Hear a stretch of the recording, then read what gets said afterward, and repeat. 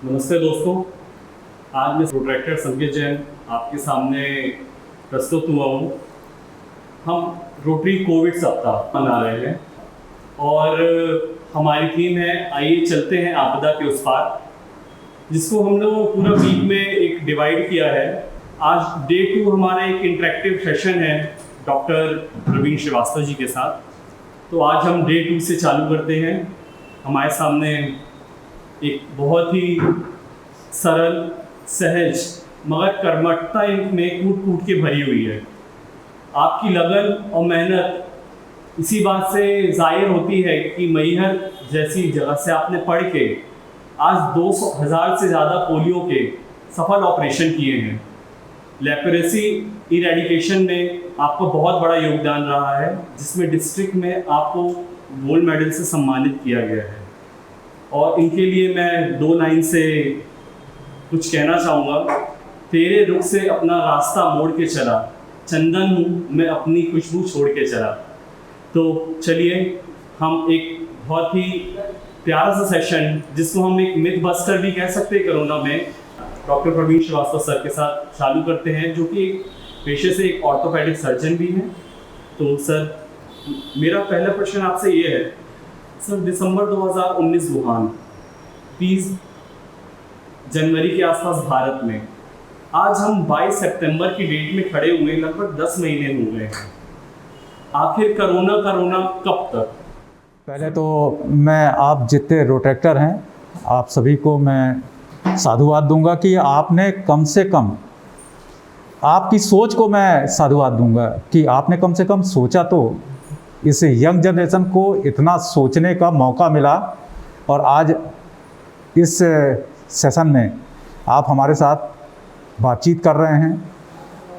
आप बिल्कुल सही कह रहे हैं कि कोरोना कब तक? जब तक वैक्सीन नहीं आएगी तब तक ये इसी तरह चलेगा। सर, दूसरा क्वेश्चन मेरा ये है कि जनता कर्फ्यू से अब हम अनलॉक 4 की तरफ आ गए हैं। हाँ, मगर फिर भी मन में सवाल बनता रहता है कि क्या कल लॉकडाउन हो जाएगा? बहुत सारे संस्थान हैं, बिजनेस संस्थान हैं और बहुत सारी संगठन हैं जो कि ये वकालत कर रहे हैं कि फिर से लॉकडाउन होना चाहिए। कई लोग ये वकालत कर रहे हैं कि 10 से 6 की टाइमिंग रखनी चाहिए। कई लोग बोल रहे हैं अनलॉक होना चाहिए। तो आखिर क्या इसका उपाय है? देखिए, सबसे जो महत्वपूर्ण बात ये है कि लॉकडाउन में आपको वो सब चीज़ें सिखा दी हैं जो आपको करना है, ठीक है। दूसरी बात, लॉकडाउन किसी भी इसका कोई आपका सल्यूशन नहीं है, परमानेंट सल्यूशन नहीं है कि आप लॉकडाउन करके और देश की इकोनॉमी और देश को जो चलाने वाले लोग हैं, बिजनेसमैन हैं, छोटे लोग हैं, उनके रोज़गार जा रहे हैं। तो आपको ये भी देखना है ना कि आपको देश के साथ जुड़ना है। तो देश को भी आपको उसकी इकोनॉमी की वायबिलिटी भी देखना है। दूसरी बात, आपको मेडिकल वो भी देखना है कि उससे आपकी मौतें नहीं हों, उससे लोग सबसे ज़्यादा ठीक भी हों। तो सबसे अच्छा तरीका ये है कि जो सोशल डिस्टेंसिंग का है, मास्क लगाने का है, हाथ सैनिटाइज करने का है। जब आपको ज़रूरी हो तब आप घर के बाहर निकलें और भीड़ भाड़ की जगह से बचें। यही सब चीज़ें हैं, इसके अलावा क्या है? जब आप ये पालन करेंगे तो आप देख लीजिए जिन जिन देश ने ये पालन किया है, आप देख लीजिए उनका ग्राफ जो है आज की डेट में बहुत कम है। हमने आपकी टेस्टिंग सुविधा बढ़ा दी। हमने आज आपको मालूम है 73% लोग ठीक हो रहे हैं। और मोस्टली जो है ये नहीं, लॉकडाउन या अनलॉकडाउन इसका सलूशन नहीं है। सलूशन ये है कि आप इसी के साथ रह के अपने सभी काम करिए और अपना बचाव और आपकी सुरक्षा आपके हाथ में है। सर, बहुत सारी भ्रांतियां हैं कि मच्छर के काटने से या फिर जो आसपास हमारे बीच में कुत्ते, बिल्ली या इस प्रकार के जानवर रहते हैं, क्या उनके थ्रू भी हमको कोविड ट्रांसमिशन हो सकता है? या वो किसी प्रकार से संक्रमित व्यक्ति से मिले हों तो क्या कोविड ट्रांसमिशन उनसे भी हो सकता है क्या? बिल्कुल नहीं। कोविड का ट्रांसमिशन सिर्फ ड्रॉपलेट इन्फेक्शन से होता है और ये सिर्फ ह्यूमन बॉडी में ही इसका असर होता है, बाकी सब बेकार है, बाकी सब मिथ है। बहुत सारे मास्क मार्केट में अब आने लगे हैं, डिस्पोजेबल हैं, N95 हैं, कुछ वॉल वाले WHO ने मना किया है। तो एक सीधा सवाल यही है कि हमें कौन सा मास्क यूज़ करना चाहिए या कितने समय तक यूज़ करना चाहिए और कहाँ यूज़ करना चाहिए? N95 का मतलब क्या होता है? N95 वो मास्क है जो 300 माइक्रोन से लेके 700 माइक्रोन तक जो है वो उसमें पोर्स रहते हैं 95% जो आपकी रक्षा करते हैं। लेकिन वन ऑफ द बेस्ट जो अभी तक का जो सब निकाला गया है वो उसका ये है कि 3 लेयर मास्क जो है वो सबसे अच्छा है। रात को धोइए, उसको सुखाइए और आप यूज़ करिए। एक हफ्ते से ज़्यादा एक मास्क आप एक हफ्ते से ज़्यादा यूज़ नहीं करें, और ये रूटीन में आप मास्क जो है ना अपना चेंज करते रहिए। एक क्वेश्चन ये आ रहा है कि जो कोविड पेशेंट है वो बहुत डिफरेंट टाइप्स के होने लगे हैं, कि हो सकता है कि किसी को कोविड हो और हमें ये नहीं पता चले कि उसको कोविड है, क्योंकि सर्दी खांसी जैसे लक्षण उसको नहीं समझ में आते हैं। तो ऐसे में अपना बचाव कैसा करना चाहिए और कोविड पेशेंट किस प्रकार के होते हैं? अच्छा, देखिए कोविड पेशेंट जो आपको बता दें जो एसिम्प्टोमेटिक पॉजिटिव होते हैं, मोस्टली क्या होता है कि उनको पता ही नहीं रहता कि आपको हल्की सर्दी जुकाम बुखार आया, 2-3 दिन उन्होंने घर में दवा ली और इसके बाद वो ठीक उनकी जो इम्यूनिटी होती है उसके कारण वो ठीक हो जाते हैं। आपने देखा होगा दिल्ली में सीरोलॉजिकल टेस्ट हुआ है एंटीबॉडीज़ का, उसमें 35 से 39% लोगों को कोविड हो चुका है, उनको मालूम ही नहीं है। तो ऐसा नहीं है, मैं सतना शहर में कई ऐसे लोगों को जानता हूँ जो मेरी फैकल्टी के हैं, डॉक्टर्स हैं, कम से कम 10 लोग ऐसे हैं जिनका एंटीबॉडीज़ पॉजिटिव आया है, उनको मालूम ही नहीं पड़ा। सर्दी जुकाम हुआ था, उन्होंने आइसोलेट करके 3 दिन अपना घर में रहे और दवाइयाँ खाई, और इसके बाद जब 21 दिन बाद टेस्ट करवाया, जब यहाँ फैसिलिटीज़ एंटीबॉडीज़ की आई SRL में, तो उन्होंने करवाया, तो रैंडम करवाया लोगों ने, तो उनको पता चला कि उनका तो हाई पॉजिटिव आया है, हाई ग्रेड पॉजिटिव आया है, मोर देन यानी 5 आया है। तो क्या होता है कि ये बॉडी टू बॉडी आपका वो डिपेंड करता है। दूसरी बात, आप जितने दिन तक अपनी बीमारी से कंप्रोमाइज़ करते रहोगे, ये जो डेथ हो रही हैं और जो सीवियर में जा रहे हैं 5% लोग, 2 से 5% लोग, ये वो हैं जो 6 दिन 7 दिन 8 दिन टेलीफोन पे दवा लेना, टेलीफोन पे वो करना, मेडिकल स्टोर में जाके किसी को भेज के दवा ले जाना, उसके कारण ये संक्रमण ज़्यादा हो रहा है। अर्ली स्टेज में यदि आपको पता लगता है तो 101% ये क्योरेबल है। पहली बात, एसिम्प्टोमेटिक पॉजिटिव 80% लोग हैं जो कि आपको होम आइसोलेशन में रखते हैं, कुछ दवाइयाँ देते हैं और अपने आप को ठीक हो जाते हैं। इसके बाद 10% से 15% लोगों को हॉस्पिटल की जो मॉडरेट ग्रेड के होते हैं, माइल्ड सिम्टोमेटिक को भी हम लोग होम आइसोलेशन देते हैं, जिनका कि ऑक्सीजन 95-96 के आसपास रहता है, उनको भी होम आइसोलेशन की सुविधा देते हैं। 94 जैसे होता है तो वो मॉडरेट में आता है और उसको हम कोशिश करते हैं कि वो हॉस्पिटलाइज हो, अपने पूरी जांच करवाए और वहाँ पे हॉस्पिटलाइज होके और मैक्सिमम लोग ठीक होके गए। जो डेथ होती है वो लेटर स्टेज में, जब पूरा संक्रमण हो जाता है, लंग्स पूरे उनके ख़राब होने लगते हैं और काफ़ी इन्फेक्शन, हाई ग्रेड इन्फेक्शन हो जाता है, तो वो लोग होते हैं जिनको कि बचाने के लिए बहुत मेहनत करनी पड़ती है और दवाइयाँ लिमिटेड हैं और कोई ऐसा फुल प्रूफ दवाई नहीं है कि जिसको हम ये कह दें कि नहीं यही एक ऐसी दवाई है जो इसमें कारगर है। मल्टीपल थ्योरीज आ रही हैं, मल्टीपल ड्रग्स आ रही हैं, सबके अपने अपने रिसर्चेस आ रहे हैं और वो जो यूज़ हो रही हैं, क्योंकि ये हमारी सबकी जो है कोविड के लिए लर्निंग फेज़ है, सीख रहे हैं हम इसमें से, और जिसने जो चीज़ सीखी है वो पूरे उस पर दुनिया में शेयर करता है कि हमने इससे किया है, हमने ये किया है, हमने प्लाज्मा थेरेपी दी है, हमने रेमडेसिविर दी है, हमने एंटीवायरल ये दिया है, या हमने high doses of B complex दे के आपकी इम्यूनिटी बढ़ाई है, या आयुर्वेद में है काफ़ी चीज़ें हैं जो आपकी इम्यूनिटी को बूस्ट करती हैं। तो हम ये कह रहे हैं कि जो 85% लोग हैं वो एसिम्प्टोमेटिक हैं पॉजिटिव हैं और वो 100% ठीक हो रहे हैं। डेथ रेट भी इंडिया का कम है, इसमें कोई दो राय नहीं है। और जिनकी डेथ हो रही है वो किसी न किसी ऐसी बीमारी से ग्रसित होते हैं जो कि गंभीर बीमारियां होती हैं। 20-20 साल से डायबिटिक हैं, हाइपरटेंशन है, कार्डियक का ऑपरेशन हो चुका है, कैंसर के मरीज हैं। इस तरह के लोग की डेथ ज़्यादा हो रही है। 60+ वालों की डेथ ज़्यादा हो रही है, या 50 से ऊपर वालों की डेथ ज़्यादा हो रही है, या बच्चों की 10 से कम वर्ष के बच्चों की ज़्यादा हो रही है। आप देखिए, हमेशा कहा जाता है कि 60 से ऊपर वाले लोग और 10 से नीचे वाले लोगों को आप ज़्यादा भीड़ भाड़ में एक्सपोज नहीं करिए। जितना आपका एक्सपोजर ज़्यादा होगा उतना ही संक्रमण का खतरा रहता है। सर उसी से एक क्वेश्चन निकल के आता है, जैसे आपने एज का जिक्र किया, तो क्या स्कूल अब हमें खोल देने चाहिए? मैं छोटा सा एग्जाम्पल दे रहा हूँ आपको, अभी अपने बगल के प्रदेश का दे रहा हूँ। उन्होंने बोला कि यूनिवर्सिटी के एग्ज़ाम होंगे, ठीक है। यूनिवर्सिटी के एग्ज़ाम कैसे होंगे?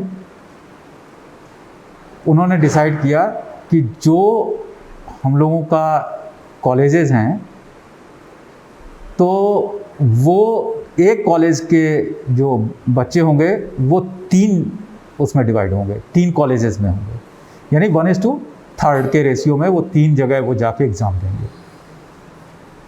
तो आप सोशल डिस्टेंसिंग, प्रॉपर मास्क और प्रॉपर यानी आप सैनिटाइज, हैंड वॉश और ये सब पूरा करवा के, और आप क्यों नहीं शुरू कर सकते? क्यों नहीं कर सकते ये बताइए आप। बस यही है कि उस जनरेशन को समझाना पड़ेगा और स्ट्रिक्ट रहना पड़ेगा। ये उसी लेवल पे वहीं पे आपका, अभी देखिए स्कूल के अभी एग्ज़ाम हुए हैं, हमारी पूरी टीम गई थी स्क्रीनिंग करने।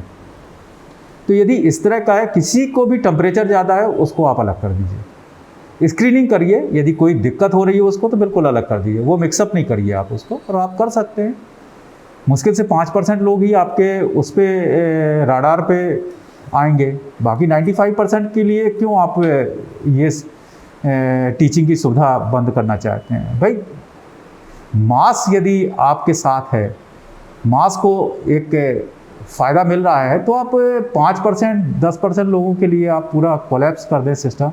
वो मेरा यानी मेरा मानना ये है कि आप उसको, ये मेरा पर्सनल ओपिनियन है। सर इस समय वायरल का सीज़न बहुत ज़्यादा चल रहा है, सीज़न चेंज हो रहे हैं, कभी गर्मी कभी बरसात। ये वायरस के लिए एक बहुत ही वाजिब मौसम होता है कि वायरल होता है।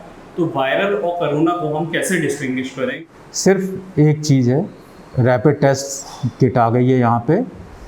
2 दिन यदि आपको सर्दी जुकाम है, ठीक नहीं हो रहा है, go for covid test, rapid test, nothing else. If you are positive then go for treatment, if you are negative then go for other treatment. Sir rapid test की सुविधाएं कहाँ उपलब्ध हैं, कैसे उपलब्ध हैं, ये हम कहाँ करवा सकते हैं, कितने में करवा सकते हैं? जिसकी बहुत सारे लोगों को कंफ्यूजन रहता है कि कहाँ जाना है कहाँ नहीं जाना है। देखिए हमारे यहाँ 19 और 20 जगह जो है पूरे ज़िले में हमने फ़ीवर क्लिनिक चला रहे हैं। उन सभी फ़ीवर क्लिनिक में यदि रैपिड टेस्ट की सुविधाएं दी हैं, हमने सबको दिया है। जिला चिकित्सालय में हमारे यहाँ 2 चल रही हैं, हमने शनिवार से अभी टिकुरिया टोला शुरू कर दिया है। काफ़ी अच्छा वहाँ पे रिस्पांस है और काफ़ी लोग हैं वहाँ पे आए। आज पेपर में भी पढ़ा होगा आपने कि काफ़ी उसका वो है। हम 1-2 फ़ीवर क्लिनिक और भी मैप कर रहे हैं, क्योंकि मैपिंग करते हैं उसका एक सिस्टम होता है सरकार में कोई काम करने का, क्योंकि आपकी सबकी पोर्टल में एंट्री होती है, एक आदमी की पोर्टल में एंट्री होती है, पॉजिटिव है नेगेटिव वो सब पूरा एक चीज़ की एंट्री होती है। तो हमको उस हिसाब से अपने को मैप करना पड़ता है कि वो हॉस्पिटल मैप में है कि मैपिंग है उसकी कि नहीं है, तभी उनके ऑनलाइन यूजर्स पासवर्ड, आईडी और पासवर्ड उनके इशू होते हैं और वही वो चढ़ाते हैं। तो हमारे यहाँ सुविधाएं तो रैपिड टेस्ट की है। दूसरी बात, ट्रूनॉट मशीन है यहाँ पे जो 6 घंटे के अंदर आपकी जांच रिपोर्ट देती है, डिस्ट्रिक्ट हॉस्पिटल में इंस्टॉल है और काफ़ी अच्छी चल रही है। एक दिन में हमने 3 सेशन लगा के 60 करवाए हैं उसमें, जब बहुत ज़्यादा हम लोगों के पास होता। और RT-PCR गोल्ड स्टैंडर्ड है, जो रीवा ICMR में जाती है, लैब में जाती है, उसको हम लोगों ने किया। तो इस तरह से 3 मोड हैं हमारे। ये तीनों मोड आपके पास हैं, आप कौन सा अडॉप्ट करना चाहते हैं ये आप वहाँ जाके बता सकते हैं, और तीनों मोड में आपको सुविधाएं मिलेंगी। लेकिन ये है कि दूसरी बात आपने बोला पैसे सरकार में बिल्कुल नहीं लिए जाते हैं, निःशुल्क सेवाएं हैं। दवा से लेके, इलाज से लेके, भर्ती से लेके हर चीज़ निःशुल्क है, कहीं कोई पैसे नहीं लगते हैं।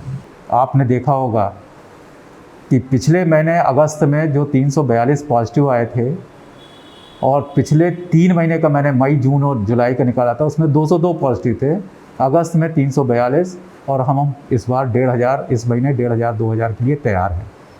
इस हिसाब से हमने पूरी तैयारी की है, इस हिसाब से हमने अपनी बिस्तरों की व्यवस्था की है, इसी हिसाब से हमने कोविड सेंटरों में व्यवस्था की है, इसी हिसाब से हमने ऑक्सीजन बेड शुरू किए हैं। आज आपने देखा होगा पेपर में है, आज हमने 25 बेड का ऑक्सीजन वो जो बेड हैं वो वहाँ पे ट्रॉमा में शुरू कर दिया। सर, अभी हमारी आपने चर्चा हुई और आपने बताया कि जो डेथ रेट है वो BP पेशेंट्स, डायबिटीज़ पेशेंट्स और मेंटली जो बहुत ज़्यादा स्ट्रेस में रहते हैं उनके ज़्यादा चांसेस आ रहे हैं। तो मैं आपसे ये जानना चाहूँगा कि उन व्यक्तियों को कैसी डाइट, कैसी एक्सरसाइज और अपनी कैसा रूटीन रखना चाहिए कि वो भी एक एट पार जो नॉर्मल पर्सन है उसके कहीं आसपास आ जाए, जिससे हमारी जो कैजुअलिटी है या डेथ रेट है वो कम हो। पहली बात तो एक डाइट से पहले आपका वो है कि आपको पानी जो है कुनकुना पीना है। ये हर बार, यानी आप ये सोच लीजिए कि जब भी पानी पिएं कुनकुना पानी पिएं। कोई भी कोल्ड फ्रिज में रखी हुई चीज़ या कोई भी ठंडी चीज़ का सेवन नहीं करें। पहली बात तो ये है, जितनी बार पिएं और सबसे ज़्यादा हाइड्रेटेड रहें, यानी 3 से 3.5 लीटर दिन भर में पानी पीना है आपको। एक चीज़ तो ये बहुत ज़रूरी है जो करना चाहिए आपके उसमें। दूसरी बात, आपको जितने भी तरह के योग आप कर सकते हो, शवासन से लेके और कपालभाति से लेके ये सब कर सकते हो आप, तो वो करना चाहिए। 60 से ऊपर वालों को तो सिर्फ शवासन करना चाहिए और लोम विलोम करना चाहिए। लोम विलोम, और इससे क्या है, आपकी सांस की उसकी कैपेसिटी बढ़ती है, लंग्स की कैपेसिटी बढ़ती है, और आपको ऑक्सीजन परफ्यूजन, जो ऑक्सीजन मिलनी चाहिए आपके शरीर को, जो लंग्स के थ्रू मिलना चाहिए, वो मिलता है। तो व्यायाम और डाइट आपको हाई प्रोटीन रखनी चाहिए। जितना आप प्रोटीन, आपका 60% खाने में प्रोटीन, यानी आपका खाना सतरंगी होना चाहिए। उसमें देखिए सब कुछ मिलेगा आपको, विटामिन्स भी मिलेंगे, हार्मोन्स भी मिलेंगे, आपको जो टैबलेट से मिलने हैं वो भी चीज़ें आपको उसमें से मिलेंगी। सर, एक क्वेश्चन ये है कि अगर मुझे कोविड के लक्षण समझ में आते हैं तो, और मुझे हॉस्पिटल से जाने से डर लगता है कि मेरा ट्रीटमेंट कैसा होगा, क्योंकि बहुत सारे लोगों को होम सिकनेस जैसी चीज़ें रहती हैं, और वहाँ पे जैसे कि हम सभी को मालूम है कि सिर्फ पेशेंट ही भर्ती होता है। तो हम होम ट्रीटमेंट अगर करना चाहें तो होम ट्रीटमेंट करके कैसे ठीक हो सकते हैं, और हमें क्या इमरजेंसी मेडिसिन अपने साथ रखनी चाहिए कि जो हम डेली उसको रेगुलर बेस में लें तो हमारी इम्यूनिटी बढ़ेगी। देखिए, इस समय हमारे पास करीब 242 एक्टिव पेशेंट हैं, जिसमें से आप ये मान लीजिए कि 202-203 के आसपास जो है, 210 के आसपास जो है ना, वो होम आइसोलेशन में। और होम आइसोलेशन में सिंपल सा, बहुत कुछ करना नहीं है। आपको high doses of B complex with zinc लेना है। सुबह शाम आपको विटामिन सी लेना है, क्योंकि आपकी इम्यूनिटी अच्छी होनी चाहिए। विटामिन सी लेना है आपको। ये क्या कहते हैं, हमारे यहाँ जो आयुर्वेदिक वाले, आयुष वाले हैं, उन्होंने गिलाय की बटी कुनकुने पानी से सुबह खाली पेट, और एक दिन में एक बार काढ़ा, वो हमारे कोविड सेंटर में जाता है। ये सब चीज़ें और छोटी छोटी चीज़ों पे आपको वर्कआउट करना है कि आपको सर्दी जुकाम नहीं हो, और आपका जो ऑक्सीजन कंसंट्रेशन है वो 96-97 के आसपास हो। यदि आपका 95 से नीचे आता है तो आपको हमेशा हॉस्पिटलाइज होना पड़ेगा, वो होना चाहिए, क्योंकि फिर वो मॉडरेट ग्रेड में, 90 से 94 वाले मॉडरेट ग्रेड में आ जाते हैं।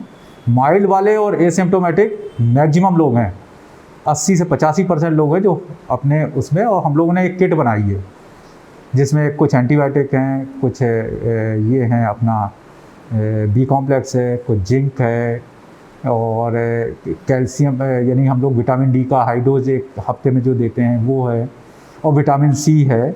इस तरह से हम लोगों ने किट बनाई है और हर पॉजिटिव केस को दे रहे हैं जो घर में जा रहा है। बस उससे ये कहते हैं कि आप जो है हमसे जुड़े रहिए, हमसे बात करते रहिए। आप अभी देखेंगे हम आपको कंट्रोल कमांड रूम हम लोगों ने बनाया है जो अभी 5 दिन से वर्किंग में है।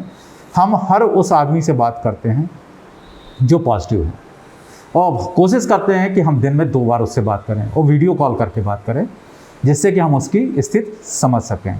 कल एक बंदे को 5 दिन से होम आइसोलेशन था, लेकिन उसको मिस्टर पोरवाल है, उनको थोड़ा सा तकलीफ़ हुई, उनका 86 आया, उन्होंने इमीडिएट कॉल किया, हमारे लोगों ने एम्बुलेंस भेज के उनको हॉस्पिटलाइज करवाया। ये सुविधाएं हमारे पास हैं। तो क्या सर उनको ऑक्सीमीटर अपने घर में रेगुलर बेसिस में अपने फैमिली का चेक करना चाहिए? देखिए क्या होता है कि आपने अभी हमसे पहले पूछा था कि एसिम्प्टोमेटिक जो होते हैं, तो जो एसिम्प्टोमेटिक होते हैं, यदि मान लीजिए उनका 98 चल रहा है और किसी दिन 95 आया, तो आपको आपके लिए अलार्मिंग है कि आप ये सोच सकते हैं कि नहीं, हमको अब जाना चाहिए अपने उस पर।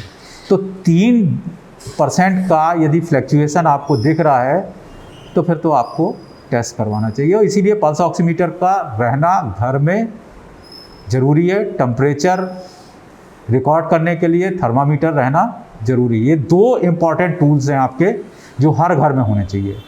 सर एक काढ़े पे बहुत ज़्यादा न्यूज़पेपर्स वगैरह में भी आ रहा है और सोशल मीडिया में भी चल रहा है, इसका कंजम्पशन करना चाहिए, और करना चाहिए तो कितना करना चाहिए? क्योंकि थ्योरीज आ रही है कि इससे लीवर डैमेज की भी प्रॉब्लम क्रिएट हो रही है, तो इसके बारे में सर क्या कहेंगे आप?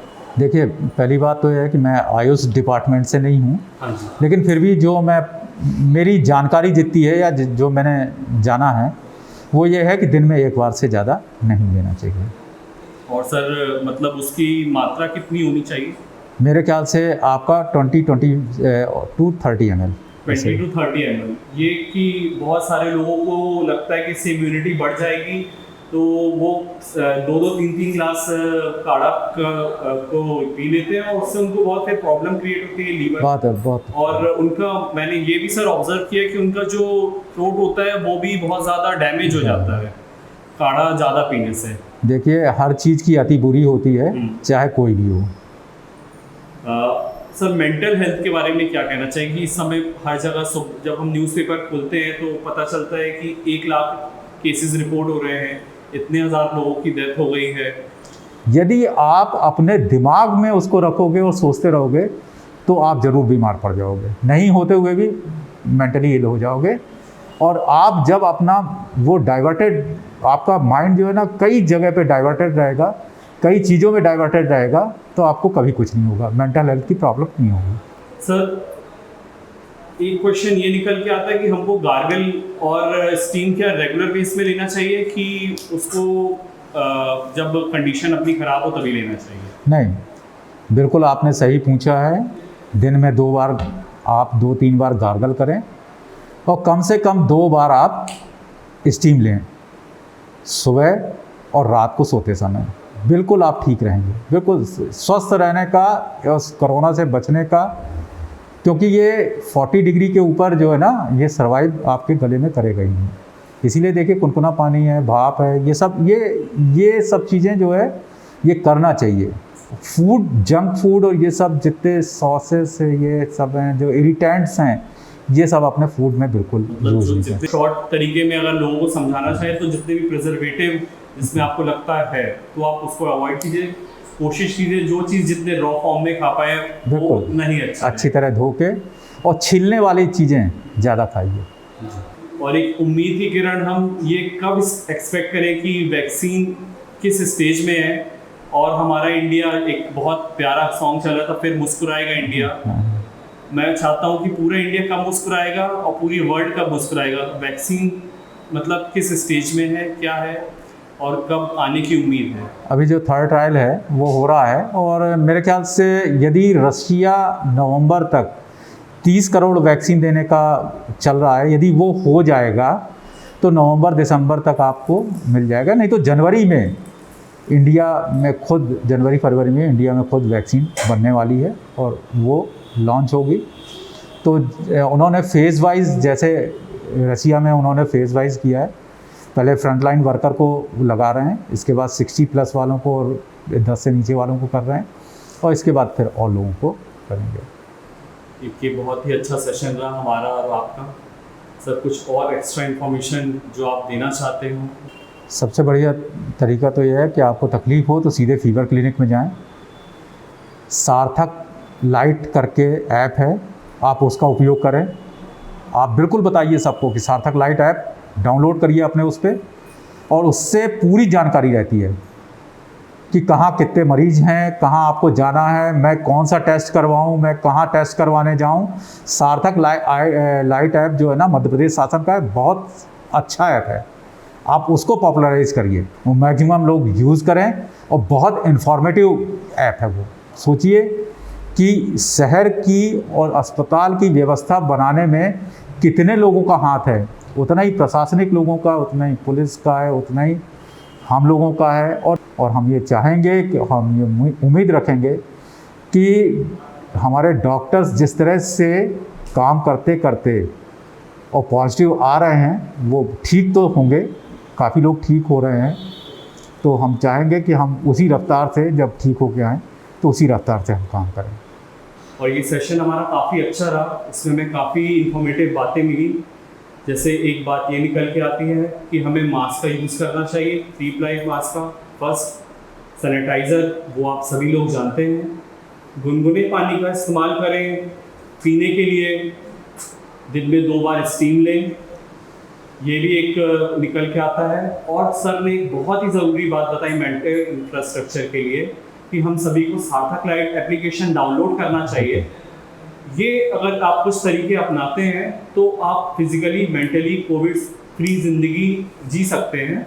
और क्योंकि हमारा मोटो लाइन यही है कि हमें आपदा के उस पार जाना है, और इस आपदा को ठेंगा दिखाने का वक्त आ चुका है, क्योंकि अब हम बहुत सक्षम तरीके से तैयार हैं।